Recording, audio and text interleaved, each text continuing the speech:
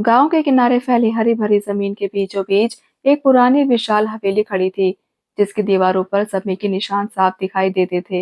लेकिन उन दीवारों के भीतर आज भी रिश्तों की गर्माहट जिंदा थी। यह हवेली सावित्री देवी की थी, जो अपने सख्त स्वभाव और गहरे संस्कारों के लिए पूरे गांव में जानी जाती थी। उनके 3 बेटे थे, अमित, राघव और मोहन। और अब तीनों की शादियां हो चुकी थी, जिससे घर में 3 अलग अलग स्वभाव की बहुएं आ चुकी थी। लेकिन इस घर की असली धड़कन थी उनकी रसोई, जहाँ हर दिन सिर्फ खाना ही नहीं बनता था, बल्कि रिश्तों की कसौटी भी तय होती थी। सुबह की पहली किरण के साथ जब रसोई का चूल्हा जलता, तो उसके साथ ही 3 अलग अलग सोच, 3 अलग अलग तरीके और 3 अलग अलग अहंकार भी धीरे धीरे सुलगने लगते। बड़े बहू सुजाता ने इस घर में सबसे पहले कदम रखा था, और उसने आते ही खुद को इस परिवार की परंपराओं में पूरी तरह ढाल लिया था। उसके लिए रसोई एक जिम्मेदारी नहीं, बल्कि एक पूजा थी, जहाँ हर मसाले की खुशबू में वह अपना प्यार घोलती थी। उसे हर व्यंजन का सही स्वाद पता था, हर त्योहार की रसोई की बारीकियां उसकी उंगलियों में बसी थी।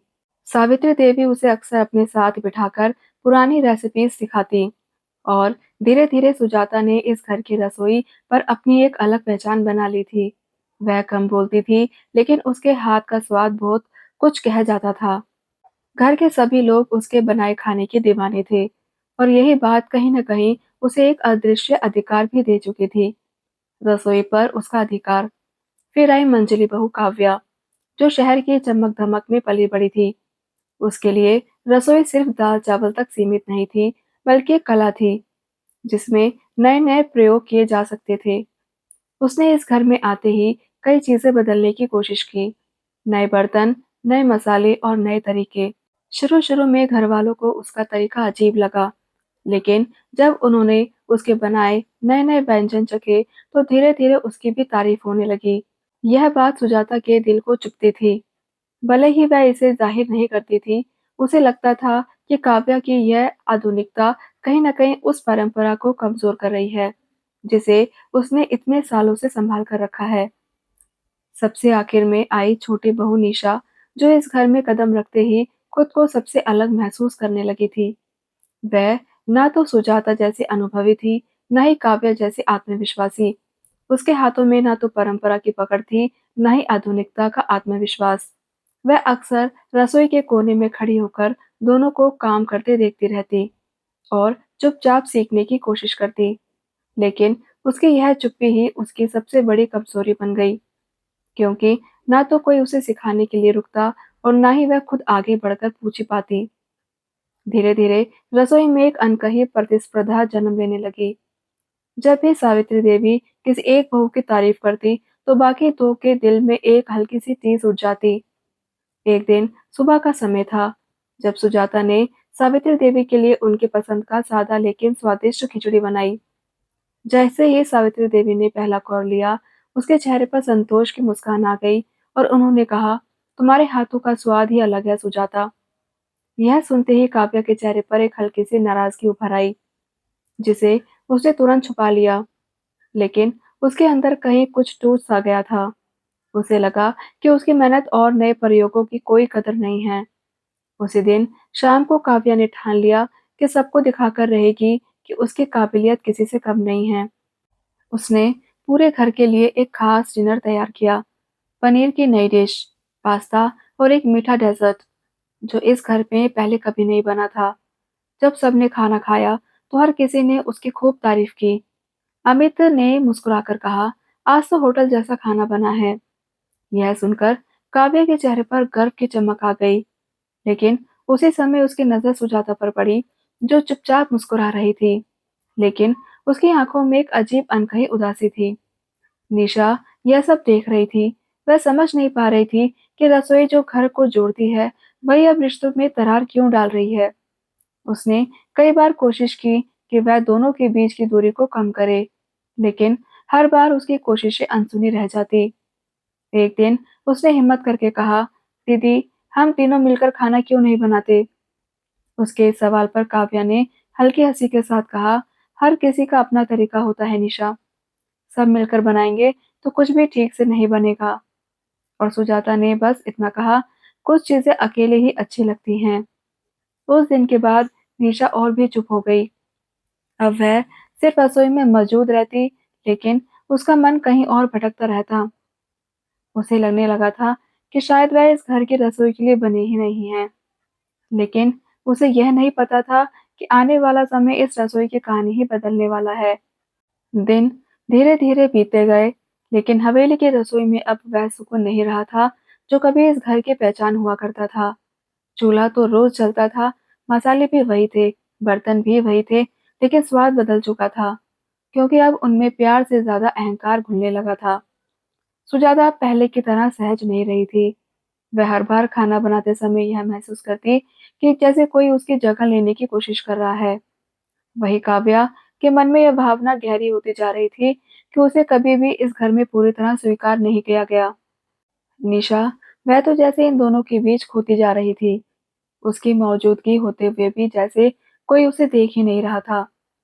एक सुबह का समय था, जब सावित्री देवी आंगन में बैठी थी और तीनों बहुएं रसोई में अपने अपने काम में लगी थी। अचानक सावित्री देवी ने आवाज लगाई, आज घर में कुछ मेहमान आने वाले हैं, खाना थोड़ा खास बनाना। यह सुनते ही रसोई में हलचल बढ़ गई, लेकिन इस बार किसी ने किसी से कुछ पूछा नहीं। सुजाता ने चुपचाप अपने हिस्से का काम संभाल लिया, दाल, रोटी और पारंपरिक सब्जी। काव्या ने बिना कुछ कहे अपने मन से कुछ अलग ही बनाने का निर्णय लिया, पनीर की एक नई डिश और मीठे में कुछ खास। और निशा, वह दोनों के बीच खड़ी समझ ही नहीं पा रही थी कि वह क्या करे। जब मेहमान आए और खाना परोसा गया, तो टेबल पर तरह तरह के व्यंजन थे, लेकिन उनमें एकता नहीं थी। हर डिश अपने आप में अच्छी थी, लेकिन ऐसा लग रहा था जैसे वो एक ही कहानी का हिस्सा नहीं है। मेहमानों ने खाना तो खाया, लेकिन उनके चेहरे पर वह संतोष नहीं था जो पहले हुआ करता था। उनमें से एक बुजुर्ग महिला ने धीरे से कहा, खाना तो अच्छा है, लेकिन पहले जो घर का स्वाद था, वो अब नहीं रहा। यह बात सावित्री देवी के दिल में चुभ गई।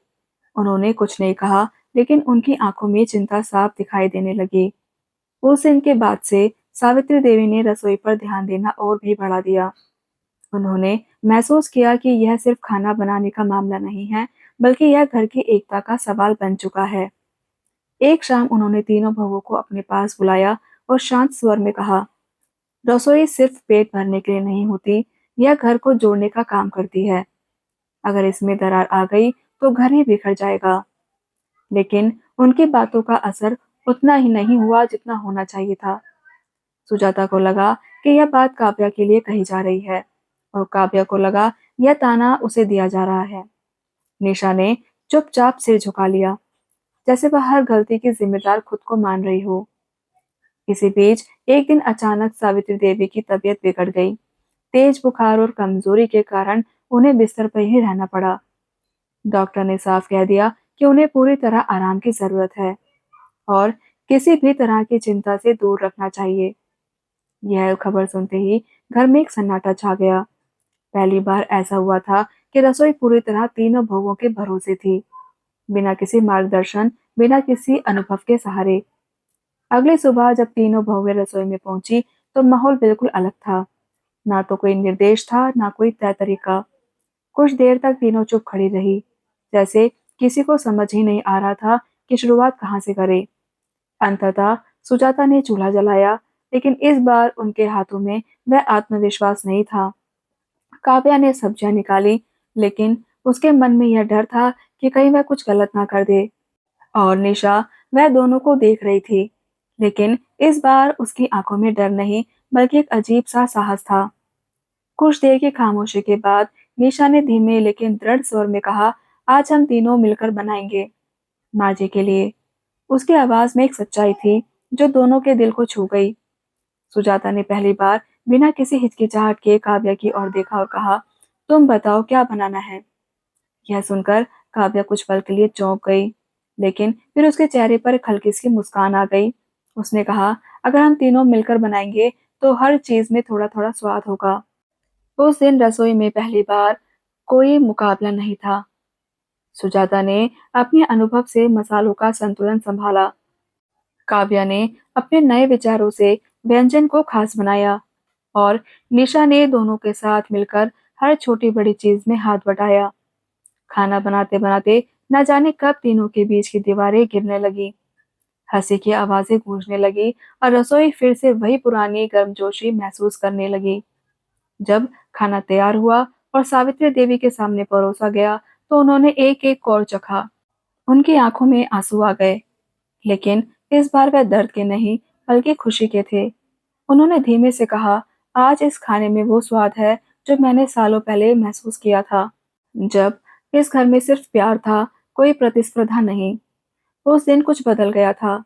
तीनों बहुएं अब सिर्फ एक ही रसोई में काम नहीं कर रही थी, बल्कि एक ही दिल से जुड़ चुकी थी।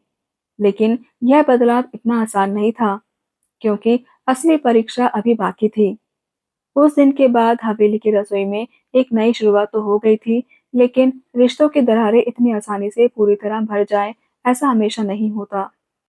बाहर से सब कुछ पहले से बेहतर दिख रहा था। तीनों बहुएं साथ में काम करती, हंसती, बातें करती, लेकिन कहीं न कहीं उनके दिलों में पुराने घावों की हल्की सी चुभन अब भी बाकी थी। सुजाता अब भी कभी-कभी खुद को पीछे छूटता हुआ महसूस करती, जैसे उसके सालों की मेहनत और पहचान धीरे-धीरे कम हो रही हो। काव्या के मन में भी ये डर था कि यह बदलाव कहीं अस्थायी ना हो और फिर से उसे उसी नज़र से देखा जाए, जैसे पहले देखा जाता था। और निशा, अब वह पहले से मजबूत ज़रूर हो गई थी, लेकिन उसे हमेशा यह डर सताता कि कहीं उसकी वजह से फिर से कुछ बिगड़ ना जाए। इसी बीच एक दिन ऐसा आया जिसने इस घर की असली परीक्षा ले ली। गांव में एक बड़ा पारिवारिक समारोह होने वाला था। अमित के चाचा की सालगिरह, जिसमें पूरे खानदान को बुलाया गया था। यह वही मौका था जहाँ हमेशा इस घर की रसोई की तारीफ हुआ करती थी। सावित्री देवी अभी पूरी तरह ठीक नहीं हुई थी, लेकिन उन्होंने तीनों बहुओं को बुलाकर कहा, इस बार यह जिम्मेदारी तुम तीनों की है और याद रखना, यह सिर्फ खाना बनाने की बात नहीं है, ये हमारे घर की पहचान का सवाल है। उसकी आवाज में विश्वास भी था और एक अनकहा डर भी। समारोह का दिन जैसे जैसे करीब आने लगा, वैसे वैसे तीनों बहुओं के दिलों की धड़कन तेज होने लगी। इस बार सिर्फ खाना अच्छा बनाना ही काफी नहीं था, बल्कि उस पुराने स्वाद को वापस लाना था, जो कहीं खो गया था। शुरुआत में सब ठीक चल रहा था, तीनों मिलकर काम कर रही थी, हर चीज पर चर्चा हो रही थी। लेकिन जैसे जैसे काम बढ़ा, तनाव भी बढ़ने लगा। एक छोटी सी बात पर सुजाता और काव्या के बीच फिर से बहस हो गई, मसालों की मात्रा को लेकर। सुजाता ने कहा, इतना मसाला स्वाद बिगाड़ देगा, और काव्या ने जवाब दिया, थोड़ा बदलाव जरूरी होता है, हर चीज एक जैसी नहीं रह सकती। यह बहस धीरे धीरे बढ़ने लगी और पुराने गिले शिकवे फिर से सामने आने लगे। निशा ने बीच में समझाने की कोशिश की, लेकिन इस बार उसकी बात किसी ने नहीं सुनी। कुछ पल के लिए ऐसा लगा वह सब कुछ फिर से पहले जैसा हो जाएगा। रसोई फिर से 3 हिस्सों में बँट जाएगी और इस बार शायद हमेशा के लिए। लेकिन तभी कुछ ऐसा हुआ जिसने सब कुछ बदल दिया। काम करते-करते अचानक निशा का हाथ गरम कढ़ाई से टकरा गया और वह जोर से चिल्ला उठी। उसकी उंगलियां जल गई थी। यह देखकर सुजाता और काव्या दोनों एकदम घबरा गई।